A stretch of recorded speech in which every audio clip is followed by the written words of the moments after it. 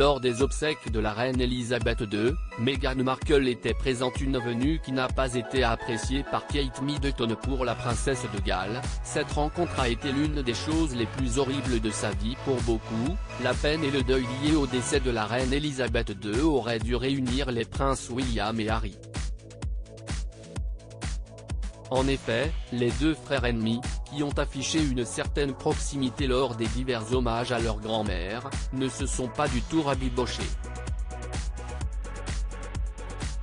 Pire encore, pour Kate Middleton, ses retrouvailles avec Meghan Markle et son époux ont été épouvantables. La princesse de Galles aurait confié que le malaise entre les deux couples était si fort que leur promenade pour aller saluer la foule a été l'une des choses les plus horribles de sa vie. La mère de 3 enfants a bien eu du mal à supporter les mésententes entre son mari et son beau-frère. Un constat apparemment partagé par la reine Elisabeth II, qui aurait qualifié son petit-fils d'assez fou de Meghan Markle pour obscurcir son jugement.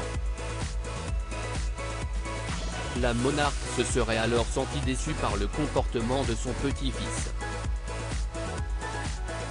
D'autant que même quand il lui téléphonait, le prince Harry continuait de critiquer la famille royale. Sa Majesté a trouvé les appels du prince Harry assez difficiles et ennuyeux. Elle ne voulait pas s'immiscer dans la relation père-fils et l'exhortait à parler à son père. Et en effet, le roi Charles III arrêtera de prendre son fils au téléphone. Le couronnement de Charles III va-t-il être le théâtre d'un nouveau règlement de compte? N'ayant quasiment plus de contact avec sa famille, le prince Harry va alors accuser la presse britannique d'avoir harcelé son épouse. Le 8 novembre, il a publié une déclaration officielle dans laquelle il a appelé la presse à mettre fin à ce qu'il a appelé la vague d'abus et de harcèlement dirigée contre sa petite amie, affirmant qu'il avait été impliqué dans des batailles juridiques pour arrêter les médias de publier des histoires diffamatoires sur Meghan Markle et leurs relations. Aujourd'hui, si tout le monde se tient à l'écart des Sussex, le couronnement de Charles III attise toujours de nombreuses tensions.